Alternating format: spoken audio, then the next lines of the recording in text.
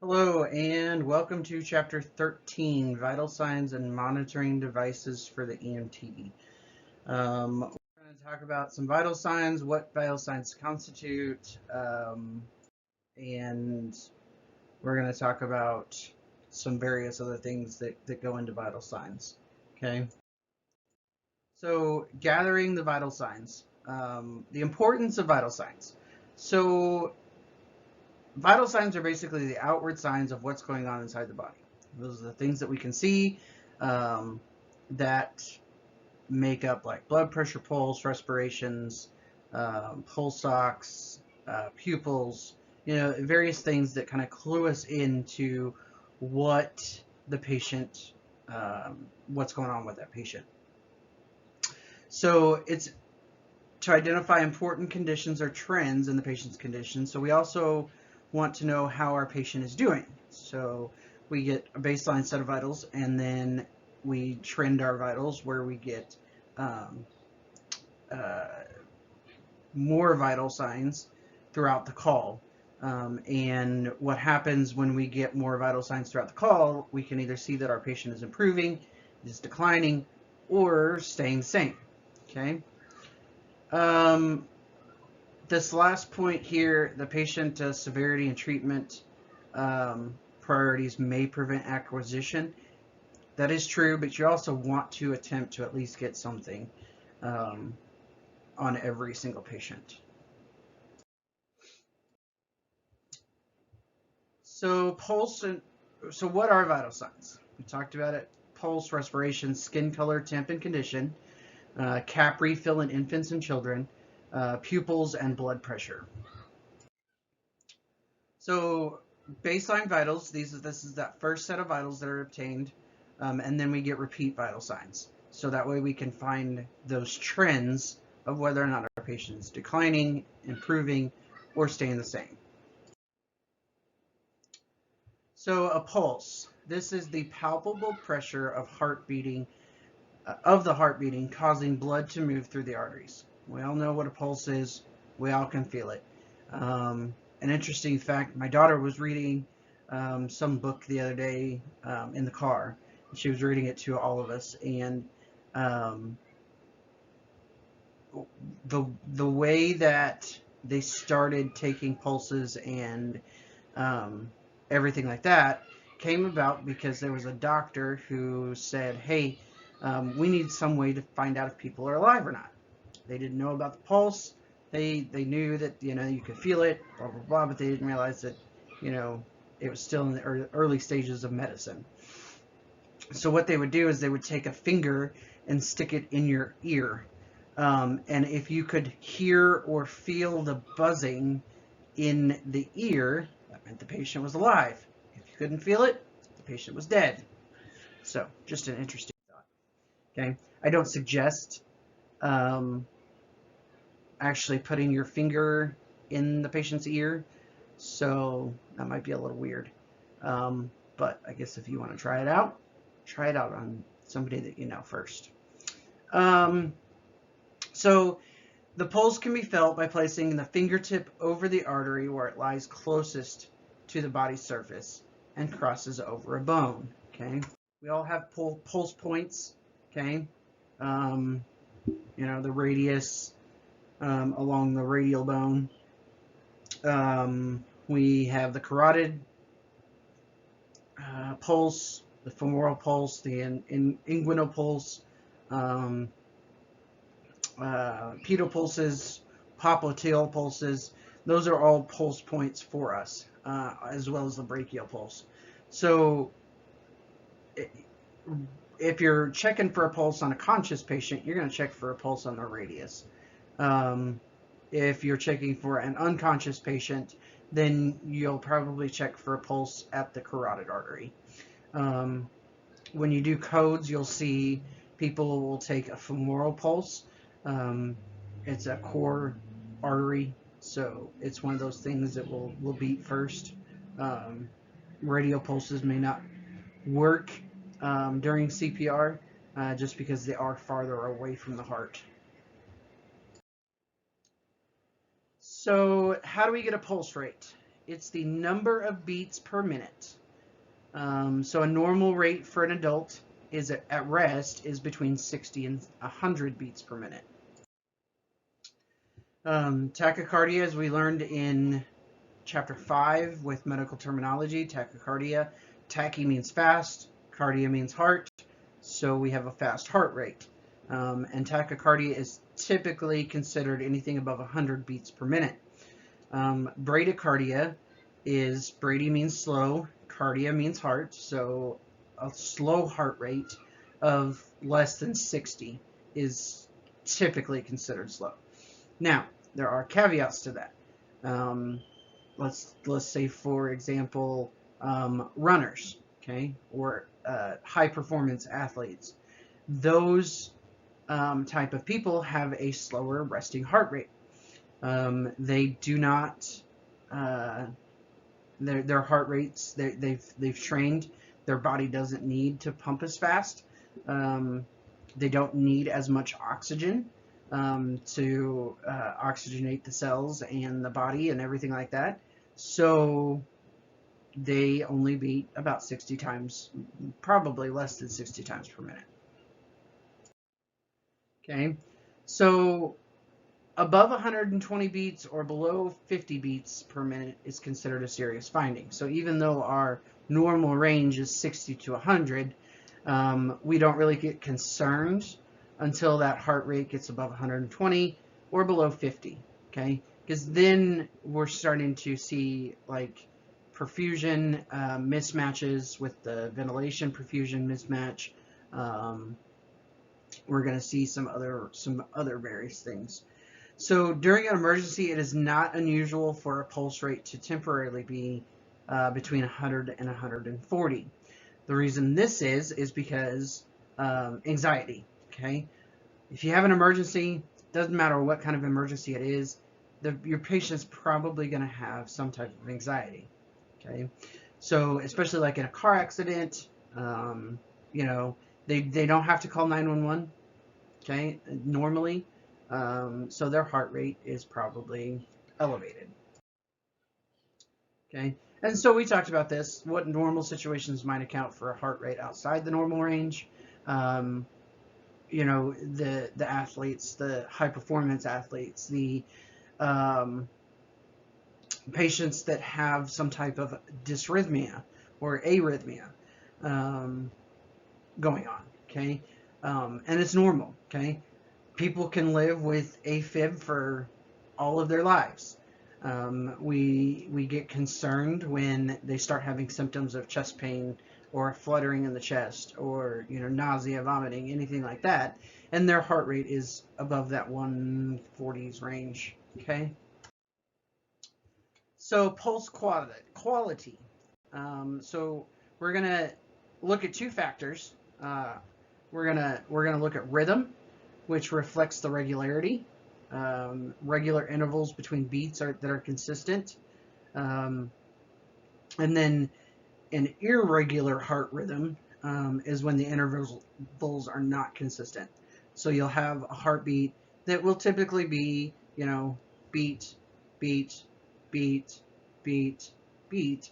And then if you have an irregular heart rate, you could have a rhythm that says beat, beat, beat, beat, beat, beat, beat, beat, beat.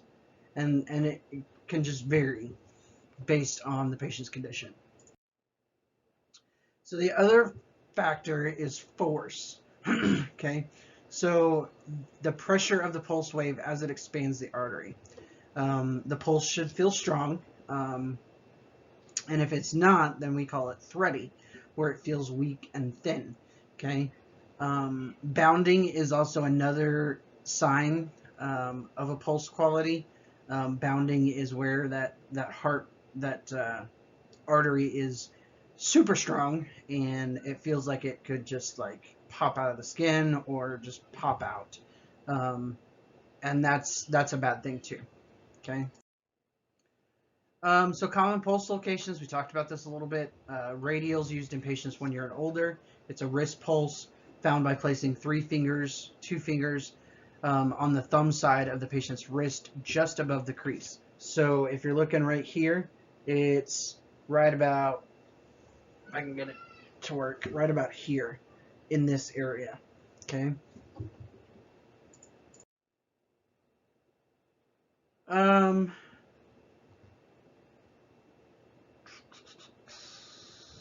so while you're checking for a radial pulse, we're going to assess the rate and quality. We're going to take it, count for 30 seconds and multiply by 2.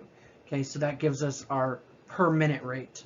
So if my 30-second rate is 30, then my heart rate is 60. My 30-second rate is, 60, then my minute rate is 120. The other deal to do is to check your respirations while you're doing this. Okay. Um, it's really easy because you're already right here. You can just place a hand instead of just watching the clock, watching the second hand on your watch, because sometimes what you'll do is you'll get mesmerized by the second hand, and you will start counting along with that second hand instead of actually counting the beats. So it's best to use like a timer or a countdown or something like that, and count those beats per minute in the pulse. So you're also going to, because you're right here, you can take your respirations. So taking respirations, just place a hand, the hand that you're not holding the wrist with, on their shoulder. Don't tell them that you're going to take respirations, because sometimes patients will be cognizant of the fact that you are taking those respirations, and they'll alter their respirations unknowingly. Okay. So brachial, it's used in patients 1 year and older. It is in the upper arm right about here. Okay. On an adult, it's super hard to find sometimes because there's a little bit more fat, okay, or muscle. So palpate the brachial pulse in an infant. The carotid is felt along the large carotid artery on either side of the neck. So there's a little space in here that you can check your pulse with. It's on both sides. Obviously, do not occlude both sides. So again, count for 30 seconds and multiply by 2. If the rate, rhythm, or force is not normal, then continue the count for 30 seconds. And then you want to judge that rhythm and force. Okay. Respirations. So with regard to vital signs, respiration means the act of breathing in and out. Okay, so that's the mechanical ventilation that we talked about back in chapters 9 and 10. That's the mechanical ventilation. That's the breathing in and out. Measurement includes both rate and quality. So we're going to take the number of breaths the patient takes in 1 minute. The rate of respiration is classified as normal, rapid, or slow. It can also be shallow, labored, with breath sounds, various other things. Okay. Normal rate for an adult at rest is 12 to 20. Age, sex, size, physical conditioning, and emotional state all influence breathing. Okay. Rates above 24 breaths per minute are rapid, and below 8 breaths per minute are potentially serious findings. Okay, so then we go into respiratory quality, which is where I was talking about the normal, shallow, labored, or noisy.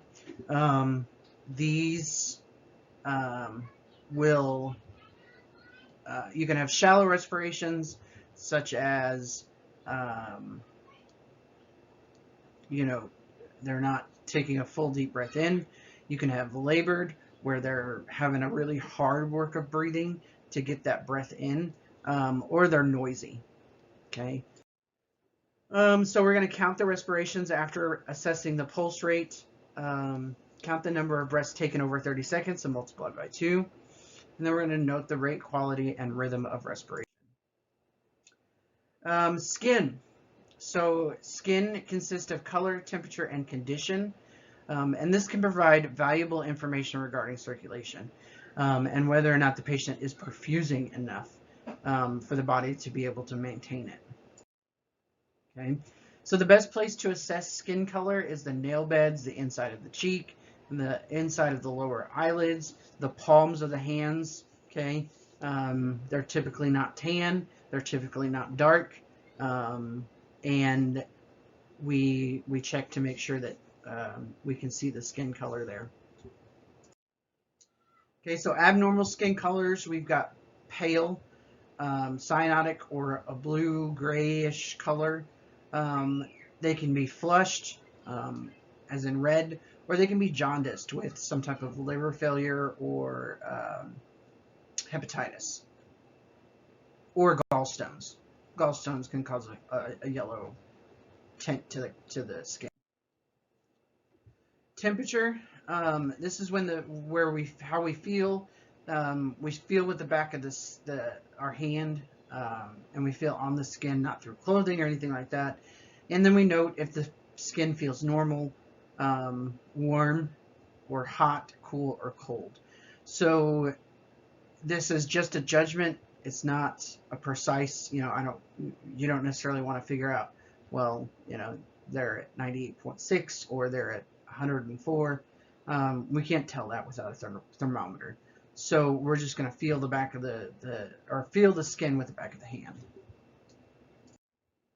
Okay. So for children under 6 years, also evaluate the cap refill. Place on nail bed on top of hand or foot and release. Observe how long it takes normal pink color to return. Normal is less than 2 seconds. You can do this in an adult, however, it's not as reliable. Pupils, so we're looking at the black center of the eye. In a dim environment, the pupil will dilate. In a bright environment, the pupil will constrict. We're going to note the baseline size, cover one eye and shine a light into the other, and then repeat with the other eye. Typically you want it dark. Fluorescent lights can skew these results. So, and when we're inside the ambulance, we have fluorescent lights. So turn off those fluorescent lights, use a pen light, flashlight, something to assess their pupil size. Okay, so what are we looking for in pupils? We're looking for size, equality, and reactivity. So how big are the pupils? Okay, the equality is, do they dilate or constrict together? Are they equal sizes? And then in reactivity, we're looking at, do they go together? Sorry. So reactivity is if they go together, they constrict and dilate the same size at the same time, or and then equality is are they the same size? So assessing pupils, these are constricted pupils up here. Okay. Constricted pupils, these are dilated pupils, and then these are unequal. Okay, where we've got one dilated and then one constricted. Okay, so these are unequal pupils again. These can be a sign of of the influence of a topical drug, such as eye drops or something like that. They can also be a sign of head injury. So when we're looking at a head injury, unequal pupils is probably a good sign that they do have a head injury. Okay, so blood pressure. This is the force of blood against the walls of the blood vessels. Normal pressure is systolic of no greater than 120, and a diastolic, or that bottom number, is no greater than 80. AHA is now recommending that be bumped up to about 130 over 90. But either way, changes in this can indicate something very significant. So if you've got a low blood pressure, so 80 over 60, you're probably looking at sepsis, hypovolemia, some type of shock. Okay. And again, we talked about shock a little bit, where that is a late finding when that blood pressure drops. Okay. High blood pressures can indicate like strokes, or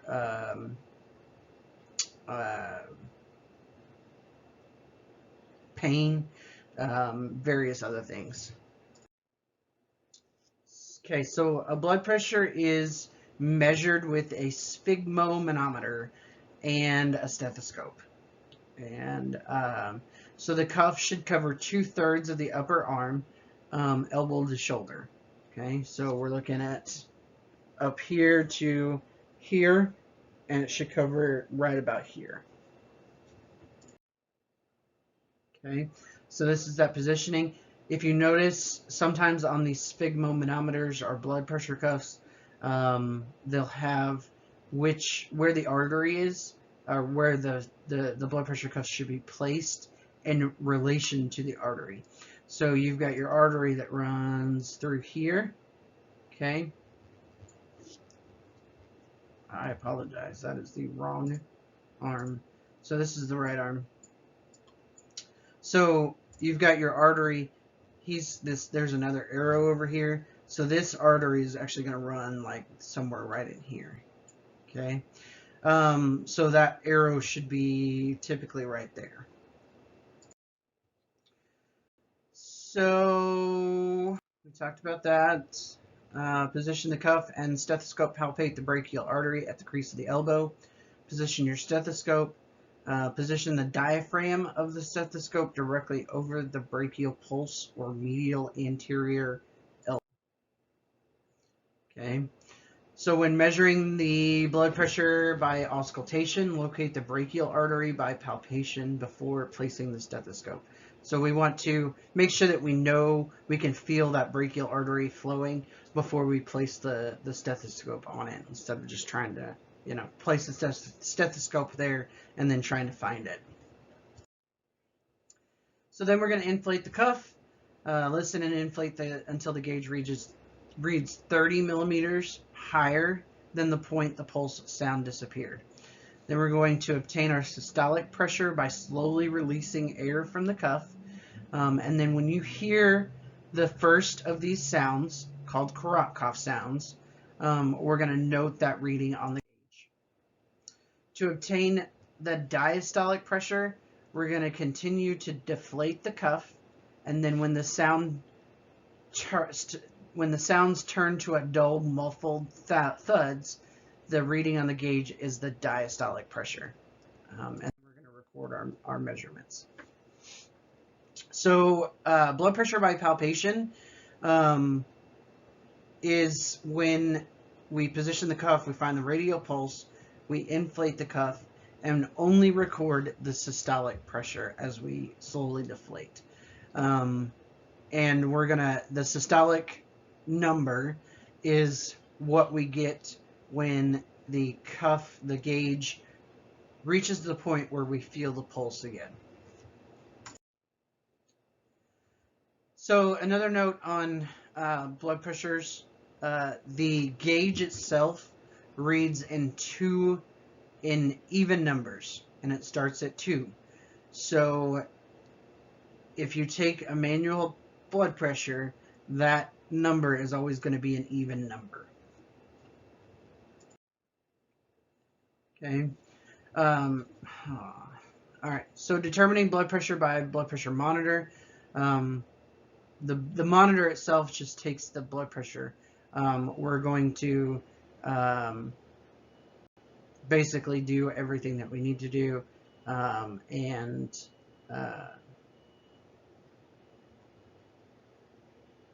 place the cuff on there just like you would normally, and then the monitor will deflate the cuff itself. Okay, so temperature, the narrow range of temperature allows chemical reactions and other activities to take place inside the body. Core temperature reflects the level of heat inside the trunk. To take an accurate core pressure or core temperature, you're going to take a rectal temperature. That's the only way to get a accurate core temperature. Okay, so normal temperature depends on the time of day, the activity level, the age, and where it's measured. Okay, so an oral thermometer. Oxygen saturation. So this is the measurement of proportion of oxygen attached to the hemoglobin. It's measured with a pulse oximeter. You can't take it without it. And typically these things will also read the pulse. But what this is really measuring is how much oxygen is attached to the hemoglobin in the body, how much oxygen is actually getting around to the body to oxygenate the cells and to maintain that perfusion. Okay, so when to use a pulse ox, it kind of depends on the institution that you're working for. I don't know of a service that doesn't allow anybody to take a pulse ox. You can buy them on Amazon. Patients have them in their homes that have like COPD, CHF. So it's, I mean, not something that's an invasive procedure, obviously. So this generally includes all patients complaining of respiratory problems or otherwise at risk for hypoxia. You're going to put a pulse ox on every single patient that you encounter because it's part of the pulse taking ability of the monitor. Okay, so this is a pulse ox. The sensor is applied to the finger. It is red. There's two red lights that shoot through the finger, and it's able to measure the oxygen in the hemoglobin through the capillaries through the finger. Okay, so normal readings for a pulse ox, we're looking at 96 to 100%. Mild hypoxia is 91 to 95%. Significant or moderate hypoxia is 86 to 90%. Severe hypoxia is 85% or less. We're really not going to start doing anything until that patient reaches 94%. Just because, AHA doesn't recommend us putting a patient on oxygen with anything less than 94% because of the fact that the patient we don't want to over-oxygenate our patient. So the accuracy of the reading can be affected by shock, hypothermia, carbon monoxide, and any other certain uncommon types of poison. Excessive movement, nail polish, anemia. Most of these things have been disproven, especially like the nail polish. Unless it's like a deep red color or a bright red color, the nail polish thing is not a thing anymore. Cold can, the fingers being cold can skew the reading as well. Okay, so blood glucose meters, we will talk about these more in depth in when we do endocrine emergencies and talk about diabetes. But measures the quantity of glucose in the bloodstream. It can help identify some diabetic emergencies. This is a blood glucose meter. You guys can take a blood glucose all on your own. And you can treat based on that blood glucose taken by that meter. So permission from medical direction or local protocol is required to perform blood glucose monitoring using a blood glucose meter. Monitors must be calibrated. They have to be calibrated pretty much every day. And they have to be tested by a lab. So that way, because you're using them on patients. Okay. Again, skills I'm not going to go through, just because we'll go through those in our skills session, and down in the skills in the skills section of your online classroom, there is all of the PowerPoints as well that go through it. Okay. Um, so normal levels, usually at 60 to 80 milligrams per deciliter, no more than 120 to or 140 milligrams per deciliter. Anything outside of that is pretty much abnormal. When we talk about a blood sugar, I'm I'm not necessarily concerned unless the patient is altered with a blood sugar, and then that's where I start to say, hey, we need to treat that patient.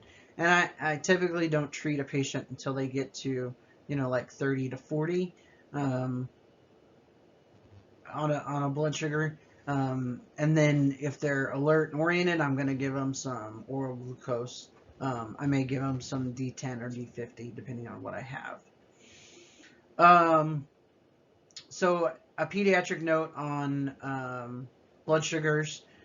Age is one of the most important factors in determining the normal range. And infants and children have higher, faster pulse and respiratory rates and lower blood pressures than adults. Also, on children, we're not necessarily going to take a blood pressure just because they can't sit for that long with something that's, clamping down on their arm. Okay. These videos will be in the online classroom as well. All right, so chapter review. You can gain a great deal of information about a patient's condition by taking a complete set of baseline vitals, including pulse, respiration, skin, pupils, and blood pressure. Some of these things you can do within that first 30 seconds of looking at your patient. In that general impression area, the primary assessment, okay, we're looking at airway, breathing, and circulation. You can start taking your vitals at that point, okay. The only thing I wouldn't suggest is taking a blood pressure just because it is time consuming, and if you've got other pressing needs that need to happen, then you need to do that first. But you can certainly look at the pulse, the respirations. You can take their respirations. You can take their look at their skin, determine if it's pink, warm, and dry, because that's part of circulation. So when we're looking at all that, we can record those things, and while we're doing other things as well. So the EMT must be familiar with normal ranges for pulse, respirations, and blood pressure in adults and children. It's not a huge deal to remember every single vital sign for adults and children. What we're looking for and what we're shooting for is just remembering the ranges. Okay. So for adults, if you start at the adults and you can remember the adults, so a heart rate of 60 to 120 for an adult, a respiration rate of 12 to 20 for an adult, and then a blood pressure for 120 to over 80 for the systolic blood pressure. If you can remember those things, then you can kind of gauge where your child should be. Okay, your child patient. So on the heart rate, if you're looking at the heart rate and you can remember that an adult's heart rate is 60 to 120, you should be able to, the younger they are, the faster their heart rate's going to be. Same for respirations. The younger they are, the faster their respiration rate is going to be. Blood pressure is the opposite. So the younger they are, the lower the blood pressure is going to be. Okay. Also, trends in the patient's condition will become apparent only when the vital signs are repeated, which is an important step in continuing assessment. Okay. So how often you repeat vital signs will depend on the patient's condition, at least every 15 minutes for stable patients and every 5 minutes for unstable patients. So things to remember: consider if there is time to obtain vital signs, or if you must wait to obtain them en route to the hospital. And consider when to apply pulse ox. Should you apply it to the patient with difficulty breathing, without difficulty breathing? Again, every patient is going to get a pulse ox.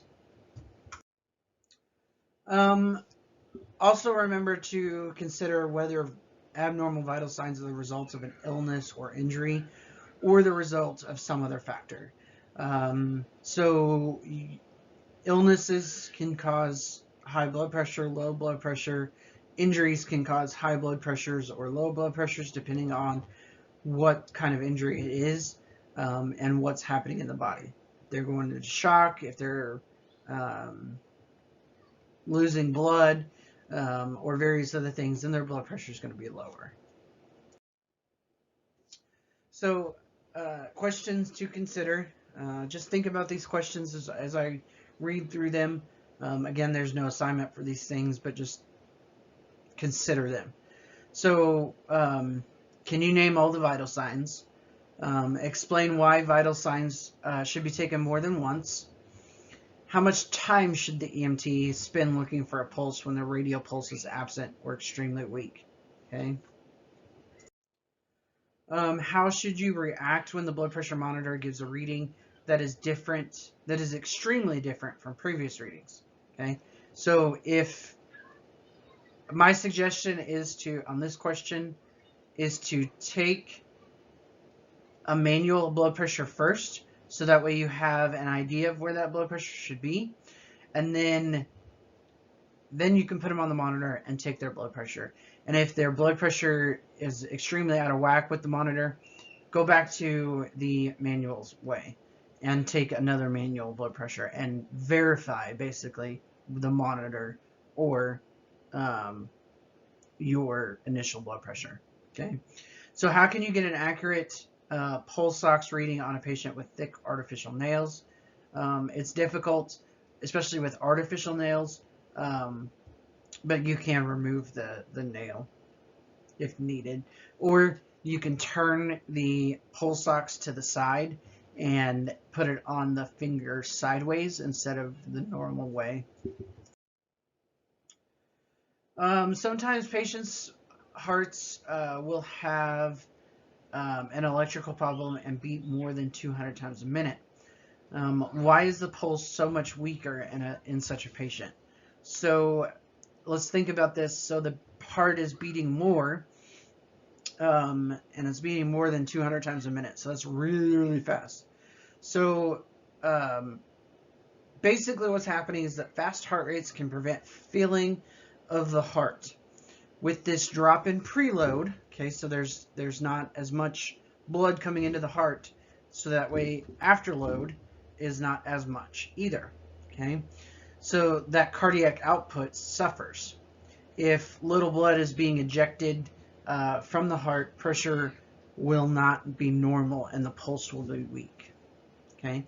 So that's it for Chapter 13, Vital Signs and Monitoring. Devices. If you have a question, leave it in the discussion below, or email me, text me, call me, whatever you need to do, and we'll get those questions answered.